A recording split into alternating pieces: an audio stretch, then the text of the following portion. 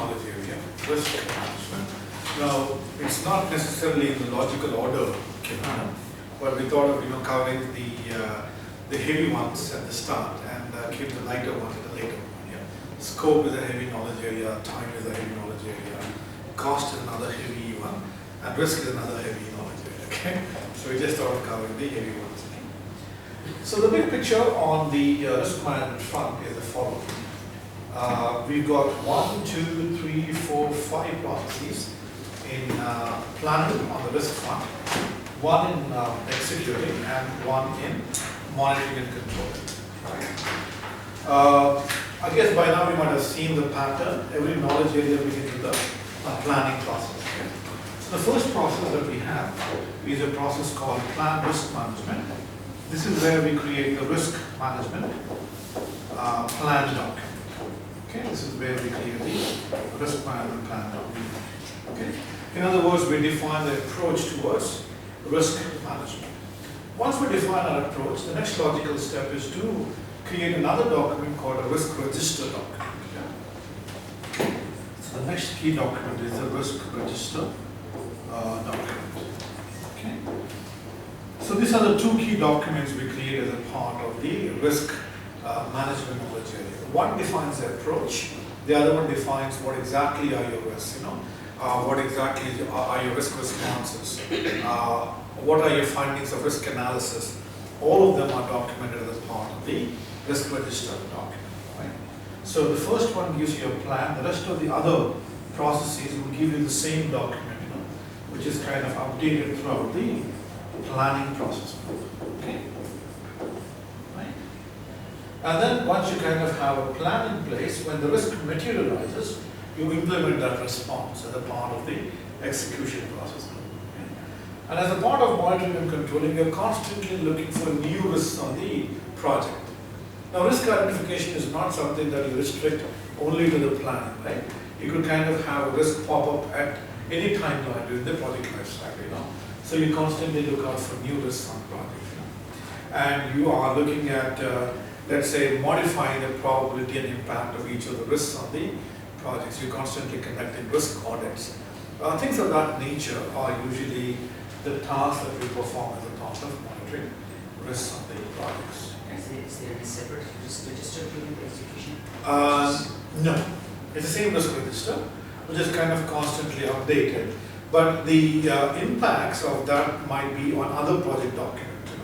You might have updated other project documents in the process of, let's say, in the process of catering to particular risks on the project. A simple example, let's say you decide on a particular response over here. So that response should be reflected in your project plan, right? So there is an updation that kind of happens to your project plan. It might result in updates to your HR plan. It might result to updates to your communication plans. So there's a lot of updation that kind of happens throughout the process on the risk front. Question, what are the contents of risk register and how is it different from the one that which we do during the identified risk phase? Excellent. So what we're going to do, Mohammed, I'm going to take a slightly unconventional way of teaching risk management. So for this particular knowledge area, I'm not going to take you through the slides, but I'll take you to a very practical approach of the entire life cycle of risk management. So we're going to start off with the risk management plan document, and then we look into the risk register document. We look into the contents of these documents, and how do we take a risk from the start of identification till the point of closure. Okay. So we'll kind of look into the entire spectrum. So I'm going to take a slightly different approach towards risk management. Yeah. Is that okay? Okay.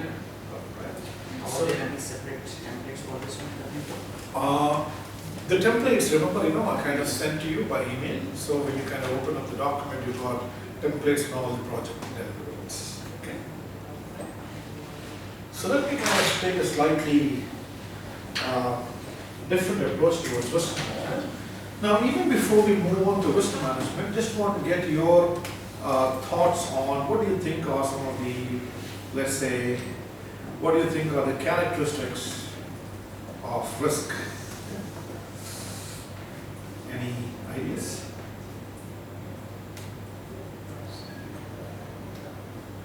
Risk is something that has the potential to affect the job positively or negatively. Absolutely. It has got anything that could impact your project positively or negatively, Makram, is something that you might consider as a risk, right?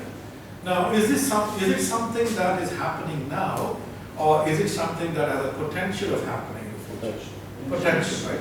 So the key word is risk is an uncertain event, right? It's an uncertain event. Yeah. And in the world of statistics, they use a term to represent uncertainty. Any thoughts on what that word could be? You represent a word to represent uncertainty, in statistics. There's a chance, probability. Yeah. So risk is a factor of probability. Yeah. And if that event occurs, there's an impact, right? Yeah. And as Makram has rightly said, the impact could be negative or positive. Yeah. Okay. Now, if it results in a negative impact, yeah, it results in a threat on the project. Right? A threat, if it materializes, it would result in an issue. Right? An example could be a cost overrun, yeah, or a schedule delay. These are some of the examples of negative impact. Right? On the other hand, if the impact is positive in nature, it results in an opportunity, right? Opportunity. And if the opportunity materializes, what you have is a benefit on the project. Yeah? So the benefit again could be a cost, let's say, a cost saving, that could be a benefit. Early delivery of the project resulting in incentives, yeah? That could be also, that could be. So these are some of the aspects of, positiveness. Now, in a nutshell, if we have to define risk management, risk management is nothing but all the effort, that we put on projects, to, you could kind of say, increase, the probability and impact of positive risk on the projects, right? On projects. And all the efforts that we put on the projects to decrease the probability and impact of negative risk on the projects. So that in a nutshell, is the entire, is the entire effort of risk management all about, right? We identify our opportunities, we identify our threats, If it's an opportunity, we're kind of looking at how do we maximize the opportunity, how do we exploit the opportunity, how do we share the opportunity. If it's a negative risk, we are trying to look at how do we avoid that, how do we transfer that, how do we mitigate those risks on the project. So PMI kind of uses broadly 10 strategies for responding risks on the projects, which we're going to look at in just a while.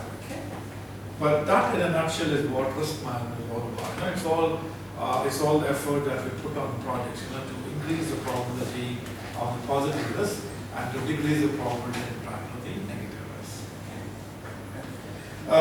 If you have to think about an example of risk management, any thoughts that you can, any risk that you could kind of think about? This related to? Any risk. Delay of project delay. Sorry. Project delay. Project delay, right? Project delay. Cost increase. Cost increase.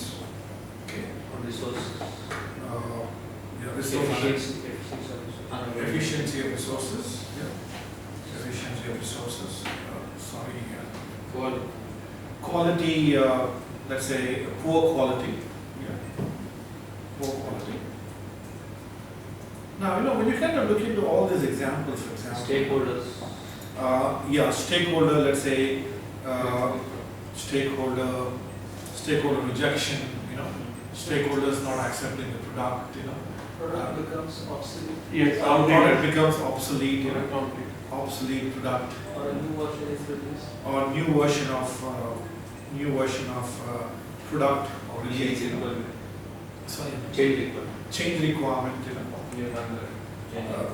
new vendor, and the list kind of goes on. But have you seen one problem with these kind of documentation of risk? We cannot really, from these statements, for example, we cannot really segregate whether we are talking about the cause of the risk we're talking about the consequence of the risk or the risk itself. You know? So it's always, this one, and I find this also very challenging. Whenever I kind of identify risk, I kind of wonder whether the one that I'm identifying, is that a cause of the risk, or is that the consequence of the risk, or is that the risk itself? Yeah. Let me just give you an example and kind of get your thoughts on what I mean, by cause and effect and the risk itself. Yeah. So let me just take one example. Let's say we are working on a particular machine, in outdoor environment. So the risk is, let's say, there's a risk that due to poor weather conditions, one of the machines that we are working on, the machine might malfunction, resulting in, let's say, a cost overrun. You might have to, let's say, buy a new machine, so on and so forth. Yeah. Now, due to poor weather conditions, the machine, let's say, might malfunction. So this kind of, this is a cap tooth, might malfunction. Let's say, resulting in cost overrun. Yeah. Okay. Right. Now, in this particular, by the way, this is an example of risk statement. This is an example of a risk statement. Okay. Now, in this example, can you just kind of identify which one is the actual risk? Is whether the risk or the cause of the risk? Cause, right? So, poor weather is basically, that's a cause of the risk, right? So you can kind of say the cause of the risk is due to poor weather condition. Yeah. The risk is the machine might malfunction, right? There's a risk that might kind of happen, yeah, which might result in a consequence, yeah. And the consequence is, yeah, it might result in a cost overrun on the project, right? Yeah, resulting in a cost overrun. So I think the biggest challenge is to actually formulate the risk statement, because I think that is where we see a lot of issues in identifying risk. So that would really help us in focus on what exactly is the risk. For example, going back to the examples we talked about. Let's say we talked about a delay. Delay is more a consequence. What is causing a delay? There's something that is happening because of which there is a delay. Cost increase, is more a consequence. What is resulting in a cost? What is the risk that is resulting in a cost increase? So it's always a good idea to capture the risk in this particular format. So always a good idea to capture the risk in the cause, risk, effect format. So that's who identifies the risk? Who identifies the risk? Good question, Marcus. A question back to the team. Who would be the good person on the project to tell us what the risks are? Peer? The team, absolutely, right? The team should be able to help us identify the relevant teams, Marcus. For example, if we're talking about security-related risk, the security team should be able to identify those risks. So the technical people. The technical people. The people who are doing the work. Right, who are actually doing the work. How they will know. How they would know, yeah. Brainstorming? Brainstorming, absolutely. That could be one of the techniques that we could use to identify the risk. Or internally, Makram, if you have well-defined questionnaires, that could be a way to identify risks on the projects. For example, you call it a meeting of all security personnel in the organization and tell them, folks, we are here this morning to do some brainstorming on security and risk. We have some predefined questions. Would you help us contribute to understanding of this on the project? So that would be one way of basically identifying your risk. Okay. So having looked into that, let me go back to the big picture. Yeah, remember, our journey begins with creating the risk management plan document, right? So let's say we go to the PMO manager and say, Mr. PMO manager, do you have a template for a risk management plan document? Yeah. He says, yes, sir, we've got a template. Could you use this particular document to create your, let's say, risk management plan? So we open up the risk management plan document. So these are some of the key components of our risk management plan. Keep in mind that we are not identifying risk at this particular stage. We're just defining an approach towards risk management. So some of the components, Mohammed, that you can think of as a part of creating your risk management plan are the following. So we might start off in terms of defining a method or approach for managing risk. For example, you could kind of say, in our organization, we follow a 4-step process as a methodology for managing our risks. So you could kind of say step 1 of our process, we identify risks on the projects. That's the first step. Step 2 of the process, let's say we assess the risks that we have identified. Step 3 of the process is once we assess, we let's say implement the risk responses. And then step 4 of the process is we control risks on the projects. You could kind of say we follow a 4-step process for risk management. This is our approach towards risk management. Every organization would have their own nomenclature, they have their own names, they have their own number of steps. So you might want to kind of document what exactly your organization follows as an approach for risk management. So that could be one element. And then you might want to kind of define in this particular project, what kind of tools are you going to use for identifying risks? What are the tools that you're going to use for assessing the risks on the projects? Remember, going back to the 4 steps, you could kind of say, in each of these steps, we follow the following tools and techniques. Remember the conference project that we kind of talked about, in the last session. Let's say, for example, your client wants the conference to be up and ready in the next, let's say, in the next couple of months. In other words, you're running short of time to conduct thorough interviews with stakeholders, right? So when you are working on a tight time-bound kind of project initiative, what kind of tools do you think would be good enough for you to identify risks? Any thoughts? What tools would really help you in quickly gathering the risks on the projects? Questionnaires? So you could kind of say, in this particular project, you could kind of say, we would use questionnaires as tools for,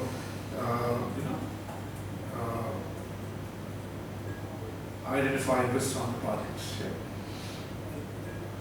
We would use, let's say, focus groups, to identify risks on the. We kind of bring in larger chunks of stakeholders, to really know what are the risks in a particular area of the project. So you could say focus group workshops. Any other examples?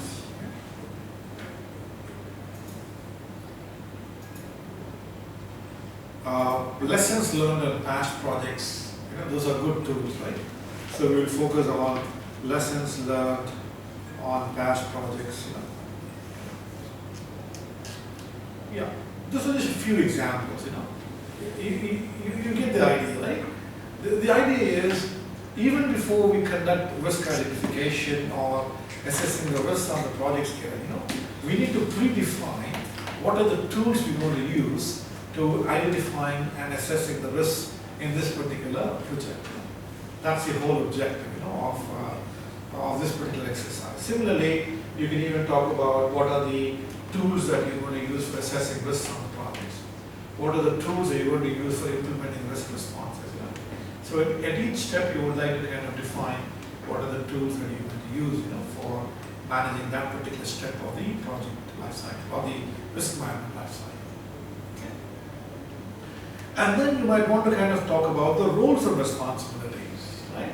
Now, in the context of risk management, who could be some of the stakeholders that you would be dealing with? Any ideas? Who are the people who might be your risk owners who needs to be involved, in the context of managing the risks? Bank. Sorry, Michael? The bank. The bank, is it? Yeah, banks, okay.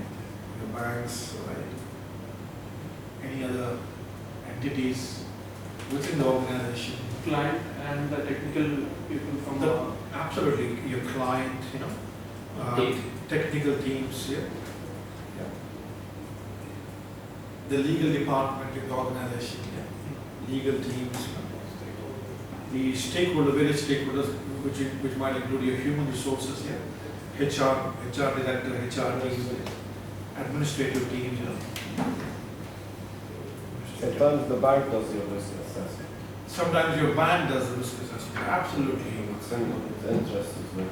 Yeah, absolutely. Depending upon the nature of the project and the dynamics of the project, you have various stakeholders who are kind of involved, Sometimes your legal teams, they might kind of do a thorough contract kind of assessment, before they sign a contract with the vendor, for example, True. This is what happened in our case in the business that we're doing for ATCB. Okay. So their information security team, for example, they have done their job and then they created a document called the risk acceptance thing to present to their senior management. Okay. So that they are accepting the risk of outsourcing business. Absolutely. Because Absolutely. it includes the customer information, right? And You're then right. you're giving it to another entity. So- Entity, absolutely. That's a good example, Jasmine. And Especially in outsourcing business, yes. you do that actually, And in fact, when we kind of look at risk management as a specialism in the organization, you kind of have various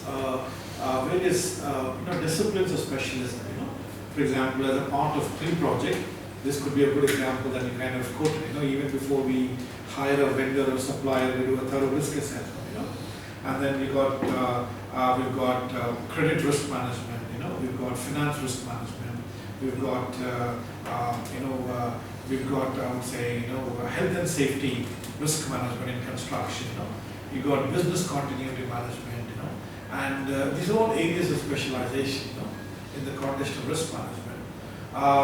But in the context of projects, the focus is very limited to the objectives of the project, We've got scope, time, cost, quality, customer satisfaction. So anything that kind of impacts these objectives are considered to be risk from a project perspective. But any risk that would impact the project at a larger level, they are usually not the scope of risk management at the project level. So we define the roles and responsibilities, of the various team members who kind of are involved within the project. And then we might even want to kind of talk about our risk categories. In the world of risk management, they kind of talk about a concept called a prompt list. Have you ever heard about a prompt list? A prompt list is basically it's basically a list that kind of prompts you to choose certain categories to categorize all of your risks on the projects. And one of the popular prompt lists is called the Pestle list. Ever heard about this list? It kind of prompts you to use the following categories, namely, what are the political risks on the projects? What are the economic risks on the projects? What are the social risks on the projects? What are the technological risks on the projects? What are the legal risks? And what are the environmental risks on the projects? They're kind of prompting you to use certain categories. Well, again, it's not necessary that we use a standard prompt list. I mean, we could kind of have our own categories. For example, in the context of banking projects, we could kind of say we would categorize our risks as, let's say, credit risks. What are the customer-related risks? What are the financial risks? What are the market risks, for example? You could choose your own categories. And if you're working, let's say, in IT kind of environment, your categories could be infrastructure risks, database center related risks, risk related to, let's say, security, and those could be some of the general categories, And sometimes, I've seen even projects using risk categories based on the knowledge areas, What are the scope related risks? What are the time related risks? What are the cost related risks? What are the quality related risks? You can kind of even classify your risk by your project objectives. But the whole idea is, even before we go ahead and identify the risk and categorize it to a particular category, we are predefining what categories we are going to use. That's the whole idea. Now, what are the practical areas of application? It could be the case that, let's say you identified 5 different risks, and let's say you map it to one category. Let's say there are 5 different risks pertaining to environmental category. Now, you could have one common risk response that deals with all the 5 risks, because they all belong to the environmental category. You see that? So that's one of the practical areas of application of tying down the risk to a particular category. And your stakeholder risk tolerances, this is a very important part of your risk management plan. In other words, when we kind of look at risk management, what really constitutes the team saying, well, this is a high risk, this is a medium risk or a low risk, it all has to boil down to the stakeholder tolerances, right? Let's say, for example, if we are working on a tight timeline project, right? Now, the customer says we have 0 tolerance towards time. It means every risk that would impact the timelines would be a high risk, right? So you need to kind of define on what we consider to be a high, medium, or low, depending upon the stakeholder risk tolerances. There is one like gravity associated with each risk itself, like it's high, low, Right. or there is in terms of impact. Okay. So what we are talking about? Good question, absolutely. So when we basically talk about tolerances, we're talking about impact actually. We're talking about what is the impact. Let's say what impact is acceptable and what impact is not acceptable. Again, boils down to the tolerance of the stakeholder. Yeah? For example, the Sheikh wants, the Sheikh wants, let's say, metro. There's a new line that's happening there. Let's say the new metro line should be up and ready by, let's say, by December 2018. So according to him, timeline is what most important. So RTA, let's say, who is the driver for the project, for them, the project managers in RTA, they know that we have committed a particular timeline to the Sheikh, and therefore the Sheikh has no tolerance towards timelines. So any risk that would impact the timelines would be considered a very high risk on the project. So that understanding really helps us in defining our impact scales on the time frame. And it could also be the case of, we might be working sometimes on tight, tight budget-driven projects, wherein the stakeholder says any cost overrun is not something acceptable. So in which case, what happens is the cost becomes a factor in terms of defining our scales to determine which one would be a high, medium, or low impact. Yeah. I think when we come to the scales, it kind of becomes slightly clear. All right. Now, definition of probability and impact. These are very important, definitions that we need to include as a part of the risk management plan. Let me just give you a couple of examples. Let's say you could kind of say, if a particular risk, has a probability between 90% to 70%. We would consider that particular risk to be a high probability risk with a score of 0.7, for example. Just an example. If a risk, let's say, has a range between... We don't use a matrix chart for this? We do that. We do that. Assessment and health and safety, you do like risk chart, like 5 to 5. Yeah, we do that actually. You kind of have 5 scales, on the probability and 5 scales on the impact. Sometimes you have 3 scales, and you could do a color-coded matrix, but even before we do that, we actually we need to define our scales. Yeah? So maybe after we define the scales, we might kind of see the true value of using the matrix. Yeah? So let's say we might say, if a particular risk has got 70% to 50% probability, you would consider that to be, for example, a medium probability risk with a score of 0.5. But if a particular risk has less than 50% chance of occurring, we would consider that to be a low probability risk with a score of 0.3, for example. Again, the number of scales that you use could be 4, could be 5, could be 7, depending upon the needs of the project. This is just an example. Okay? Similarly, you might have to define your impact scales. It's very important that we define the impact scales. For example, you might want to define your impact scales on time, on cost, on quality, and this kind of goes on. Let's say